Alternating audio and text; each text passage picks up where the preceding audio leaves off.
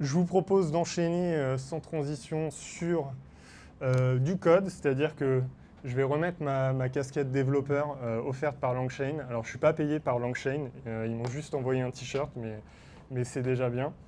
Donc, je vais vous parler vraiment de développement parce qu'on a beaucoup parlé précédemment, finalement, de patterns de programmation, de recherche avancée. On a été dans ces domaines un peu conceptuels et théoriques. Et là, aujourd'hui, je voulais vraiment vous parler de code, quoi, concrètement, à quoi ça ressemble un agent d'IA physiquement, quoi, visuellement. Et donc, pour ça, je vous propose de découvrir une technologie qui s'appelle Langchain, un framework open source qui s'appelle Langchain. Langgraph, Langsmith sont dans le même écosystème. Langchain, c'est le nom de la société et d'une partie, on va dire, de leur technologie. Donc, pour le format, je vous précise que là, on est sur un, si vous ne connaissez pas déjà, on est dans un notebook Python hein, dans Visual Studio Code. C'est-à-dire que c'est vraiment l'environnement de développement auquel sont habitués les développeurs Python, les data scientists typiquement.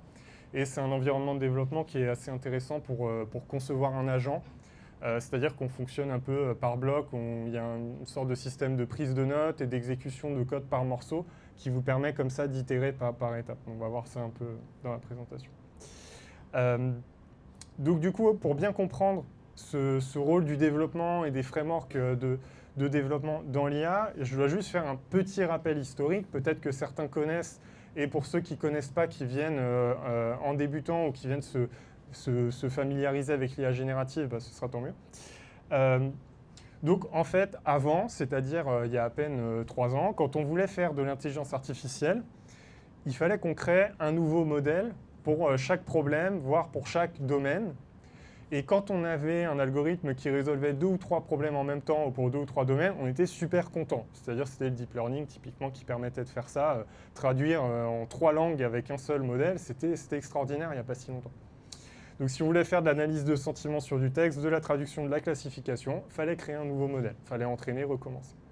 Donc du coup, l'IA était dominée finalement par plutôt le monde de la data et plutôt par des ingénieurs en machine learning qui étaient les seuls à avoir les compétences pour créer ces nouveaux modèles et qui devaient travailler au quotidien pour tout le temps créer des nouveaux modèles. Ça a changé radicalement avec l'introduction de ce qu'on appelle, avec de l'IA générative, mais de ce qu'on appelle plus largement les modèles de fondation. C'est-à-dire qu'en fait, tout d'un coup, on s'est aperçu que si on faisait des gros modèles qui prédisaient du texte, mais qu'on les faisait vraiment super grands, d'un seul coup, ils se mettaient à être capables de résoudre plein de tâches en même temps, de traduire des textes en toutes les langues sans connaître la langue, de faire de l'analyse de sentiments, de faire tout un tas de choses. Voilà, c'est un changement de volume. Et c'est ce qui ouvre la voie à nous, développeurs, parce que maintenant, on peut utiliser ce modèle de fondation. On peut l'utiliser de manière directe, mais on peut l'utiliser dans un programme. Et c'est là où on va intervenir pour accomplir tout un tas de tâches. Donc il y a vraiment un empowerment, pour faire un anglicisme, des développeurs. Mais ce n'est pas si simple. Parce que par exemple, vous vous dites déjà quel modèle de fondation je vais choisir. Et ce n'est pas parce qu'on a des modèles génériques qu'il y a un seul modèle. Donc ça, c'est une cartographie à jour que j'ai pris sur une visualisation sur Internet des modèles il y a quelques semaines. C'est déjà complètement périmé, hein, c'est au moment où j'ai préparé la présentation. On n'y comprend rien. Si quelqu'un comprend les nomenclatures de OpenAI, par exemple, de modèles, ce serait bien de faire un talk là-dessus, parce qu'entre O1 mini, O3, O4, O5, on n'y comprend rien. Ou Claude qui appelle Opus le gros modèle, mais il rappelle Sonnet le nouveau gros modèle du futur, on n'y comprend rien. Donc ça, c'est un premier problème. On a quand même une multiplicité de modèles de fondation, et c'est difficile de choisir au démarrage d'un projet, et voilà, c'est un peu compliqué. Et puis plus généralement, en fait, quand on utilise un modèle de fondation directement, on obtient ça. Donc ça, c'est une métaphore de l'interface de ChatGPT, surtout avant qu'ils prennent en compte les documents, par exemple. Enfin, sans documents, quand on chattait directement, c'est à peu près ça qu'on faisait, quoi. On avait un outil absolument formidable, mais avec une capacité d'utilisation qui est, je tape dans une barre de chat, c'est pas très utile finalement. Donc du coup, quand on va avoir du code, quand on va créer du code, notre but, ça va être de créer l'avion qui manque dans cette image tout autour de notre moteur LLM. Donc très concrètement, comment on fait ça? Avec quelle technologie? Évidemment, avec des frameworks. Hein. Je vous rappelle que je viens de l'écosystème JavaScript. Je ne peux pas écrire une ligne de code si je n'ai pas commencé par installer 10 000 lignes de framework et une centaine de dépendances. Donc premier réflexe, quand je passe sur l'IA, j'installe un framework qui s'appelle Langchain. Donc LangChain, pour vous montrer un bout de code, bon, on va commencer dans l'ordre sur la configuration. Ça, c'est l'installation. Donc, on est sur un outil de code. Là, j'utilise vraiment mon notebook, vous voyez, où je vais faire vraiment fonctionner par morceaux. C'est-à-dire ça, c'est une cellule où je vais installer, par exemple, mon programme. Et puis, quand je vais écrire un script, je vais créer une autre cellule. Puis, si je veux créer une variante, une autre cellule, ça me permet de cloisonner un peu mon raisonnement. Mais donc, en gros, j'installe tout ça et je me branche à mon LLM préféré. Ici, j'ai branché Mistral, par exemple. Je charge toutes mes clés d'API voilà, dans un fichier .env assez classique. Et ensuite, je vais pouvoir initialiser la connexion. Alors, je ne sais pas si on voit bien, mais vous avez peut-être des écrans pour voir un peu ça. Je vais initialiser un modèle en disant je vais me connecter à CodeStral, par exemple. C'est-à-dire je vais me connecter à un modèle qui est plutôt bon dans la génération de code. Je vais me connecter à un assistant de code. Mon objectif là-dessus, ça va être de créer un assistant de code qui est encore meilleur. Donc peut-être aussi, c'est le moment de parler de la différence entre un développeur LLM et un développeur augmenté par les LLM, un vibe coder ou un développeur qui fait de la productivité. Là, on est vraiment en train de créer un nouvel agent. On est un développeur qui utilise des LLM pour créer de nouvelles solutions. Donc on peut être les personnes qui fabriquent ces outils, qui fabriquent Cursor, qui fabriquent Windsurf, qui fabriquent GitHub Copilot. Eux, ils doivent à un moment coder quelque chose, ils doivent coder un système un peu plus élaboré sur la base d'un LLM, et ben c'est exactement comme ça qu'ils vont le faire. Donc je me suis connecté à CodeStral et je vais essayer de faire mieux. Donc déjà, on a un premier bénéfice de LangChain, c'est que en fait, on a une fonction invoke pour invoquer notre LLM, et en fait, invoke, ça va servir à tout. Donc c'est-à-dire qu'on avait notre affreux tableau là avec une trentaine de modèles différents. Peu importe, on les branche dans LangChain, et on fait point invoque, et hop, ça envoie un appel au LLM. Donc on a un bénéfice de standardisation, quoi, tout simplement, hein, qui est assez courant sur les frameworks. Donc là, je l'appelle en lui disant de faire une blague. Alors attention, c'est CodeStral. Pourquoi LangChain est-il toujours à l'heure? Parce qu'il a toujours une chaîne de pensée pour résoudre les problèmes. Donc ça n'a aucun sens, c'est un modèle de code. Mais si je veux changer pour un modèle plus intelligent, fine-tuné pour faire de l'humour, eh ben je peux, le code ne change pas, je fais un invoque et ça fonctionnera. Et en fait, invoque, on va le retrouver à tous les étages, un peu tout le temps. Donc bon, ça c'est un appel direct, mais évidemment, déjà, première étape pour bien utiliser un LLM, vous allez faire du prompt engineering. Ce qu'on a dit, ce sont des modèles finalement qu'on spécialise à la volée en leur parlant, c'est ça la nouveauté. Donc LangChain va vous aider à faire du prompt engineering via un système de template. Par exemple, là, je lui donne un prompt system, le prompt qui permet de spécialiser le LLM en lui donnant un rôle. Donc les LLM modernes sont entraînés, sont optimisés pour prendre en compte ce rôle et le respecter autant que possible. Donc voilà, j'ai déjà un truc un peu plus élaboré où je lui donne un prompt system et je lui dis l'utilisateur va envoyer un user input, voilà, très simple, pour ensuite demander une tâche. Donc là, je lui ai dit que c'est un développeur conférencier qui va créer une présentation, qui va créer des slide decks. Et je vais lui demander, ensuite, ça va être mon entrée utilisateur plus spécifique, de générer une slide en Markdown à propos des avantages d'utiliser un framework au lieu de coder à la main. Donc je crée mon entrée en texte et j'invoque mon modèle avec mon prompt et les paramètres que je veux, par exemple en lui disant que ça va être à propos de LangChain, et je lui donne l'entrée et j'obtiens ma petite slide en Markdown, qui n'a toujours aucun sens parce que je suis toujours en train d'utiliser CodeStral, qui est un modèle de code qui n'est pas considéré, je pense, de frontière, c'est-à-dire qui n'est pas à l'état de l'art de ce qu'on sait faire. Mais il me dit qu'un framework, ça réduit le temps de développement, ça permet de tester et optimiser le code. Je ne sais pas, ça dépend. Ça facilite les mises à jour, ça peut être vrai. Ça facilite le travail en équipe, ça c'est extrêmement vrai. Hein, sur la standardisation, c'est quasiment le bénéfice majeur des frameworks, hein, c'est la possibilité d'aller d'un projet à l'autre. Sécurité intègre des pratiques sécurisées? Non, pas du tout. LangChain, vous voulez juste appeler un LLM. Les vulnérabilités des LLM sont très complexes et LangChain ne vous apportera pas de solution là-dessus. Ça pourrait être un autre sujet de mythe. Donc LangChain, il s'appelle Lang. Lang, on comprend parce que c'est des modèles de langage. Hein. Je vous rappelle qu'ils ont sorti le framework juste avant ChatGPT, c'est-à-dire un mois avant. Donc ça précède ces modèles de langage. Mais pour les chaînes, c'est un peu plus surprenant. Donc on va voir pourquoi elles apparaissent, nos chaînes. Parce que le problème, c'est que invoque, c'est bien. Donc finalement, j'invoque un modèle sur un template de prompt que j'ai invoqué avec des paramètres utilisateurs, et je vais récupérer ensuite, une fois que j'ai fait ça, je le mets dans une variable et je vais récupérer la variable. On fait juste 2 étapes, on s'est retrouvé avec plus trop de lignes de code à mon goût, plus une imbrication. Donc à nouveau, je vais faire une référence au web, mais si vous venez de Node.js et que vous avez vu la lutte contre le callback hell ou la pyramide of doom, c'est un peu lourd d'avoir invoque qui invoque un truc. Et du coup, on ne peut pas dire que c'est un code très beau. Et l'intérêt d'utiliser un framework, c'est quand même généralement d'avoir une syntaxe qui est agréable et intuitive et optimisée. Donc même si j'ai mis du fluo, ça reste moche. Par contre, je vais vous montrer un truc beaucoup plus joli, c'est ce code. Ce code où on peut voir une chaîne.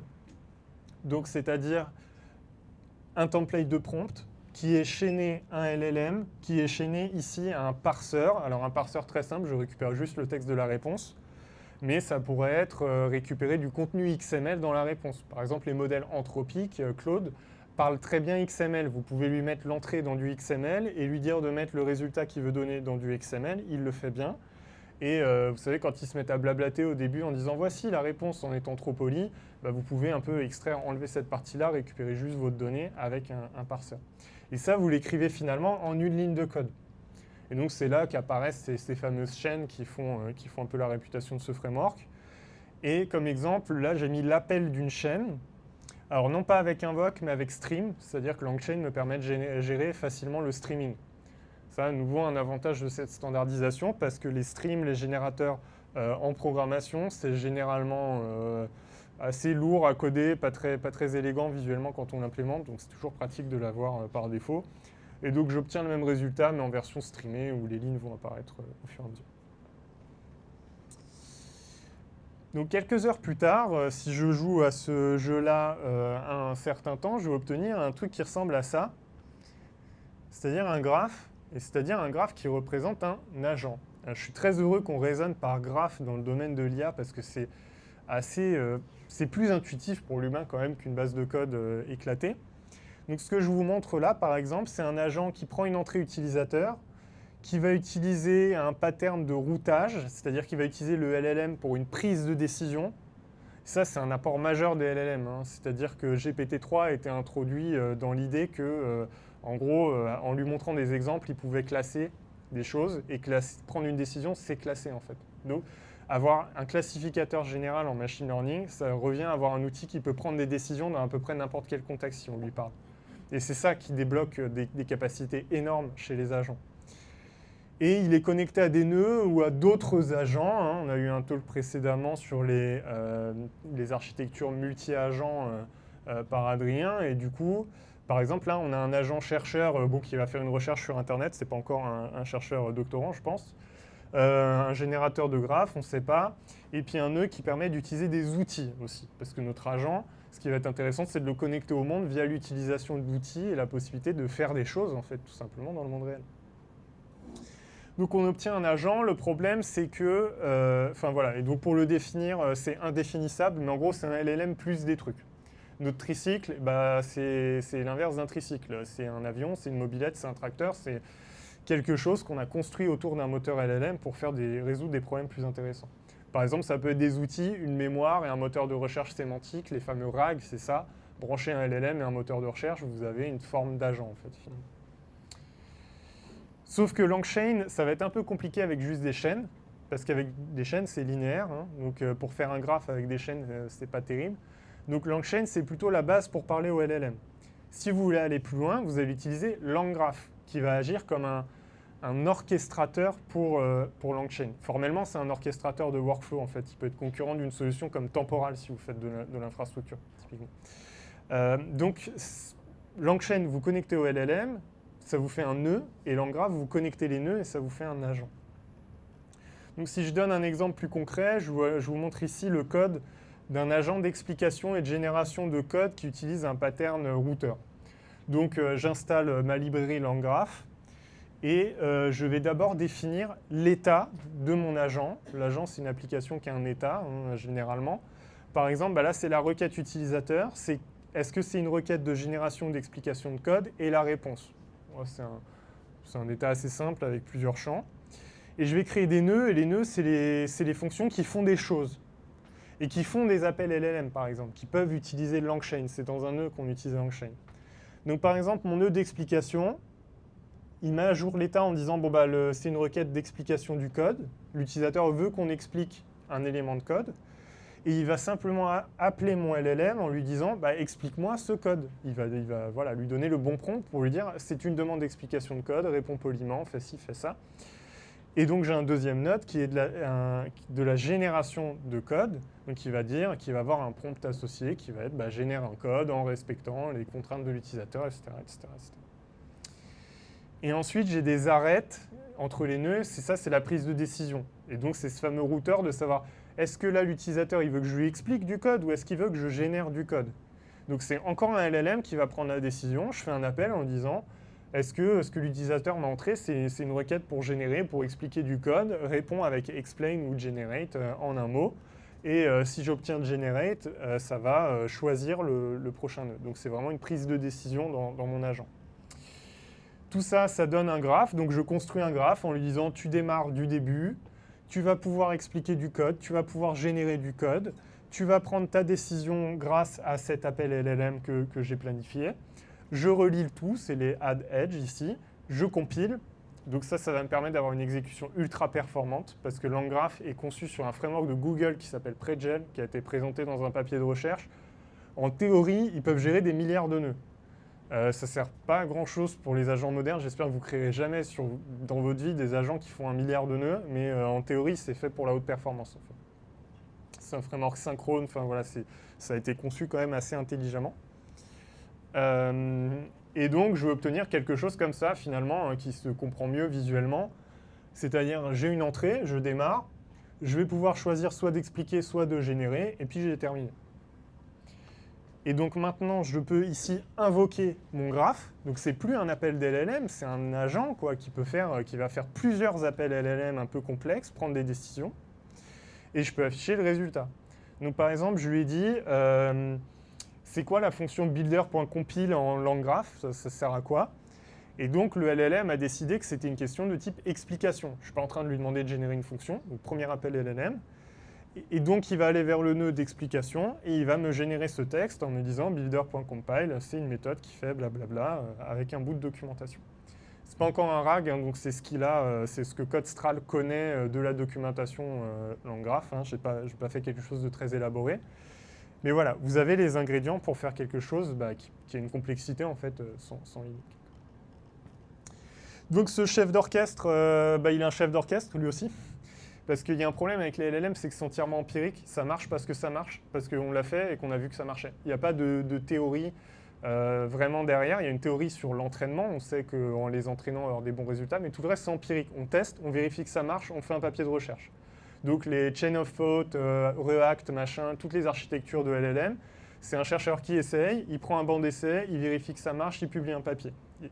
La théorie est en train d'apparaître, par exemple, Entropy qui est assez avancé là-dessus, ils font de la biologie de LLM. Mais le problème, c'est que c'est comme la biologie humaine, c'est pas du tout évident en fait. On ne sait pas exactement comment observer ce qui se passe dans la tête d'un LLM.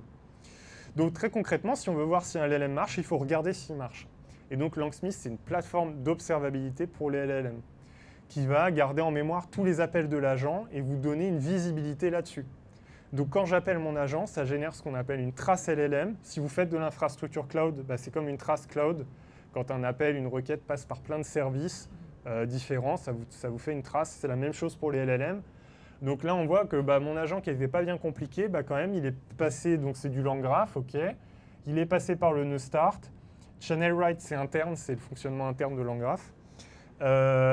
Il a décidé quel type de requête c'était, ça a généré un appel LLM à CodeStral. Il a compris que c'était une explication, il a refait un appel LLM pour obtenir l'explication. Et ensuite, pas d'outils, tout ça, et donc il a pu me donner la réponse. Et donc ça, c'est vital. C'est-à-dire, c'est plus comme en développement web où on peut tester après, par exemple, que l'application fonctionne bien, faire un peu les tests à la main. Sur un LLM, c'est inenvisageable parce qu'ils vont faire n'importe quoi, les utilisateurs vont taper n'importe quoi. Et ce que peut sortir un LLM est totalement imprévisible et à peu près infini. Il peut sortir tout et n'importe quoi sur n'importe quelle requête. Donc, hyper important d'observer. Et donc, LangChain vous offre une stack finalement complète. LangChain pour connecter au LLM, LangGraph pour créer un agent avec plusieurs appels LLM et Langsmith pour vérifier que ça n'explose pas. Et donc, tout ça, finalement, ça nous fait un nouveau métier parce que quand on regarde bien, on peut quand même passer sa journée, voire sa vie, à apprendre à développer ces systèmes-là sans être machine learning engineer. On n'est que dans l'utilisation intelligente des LLM.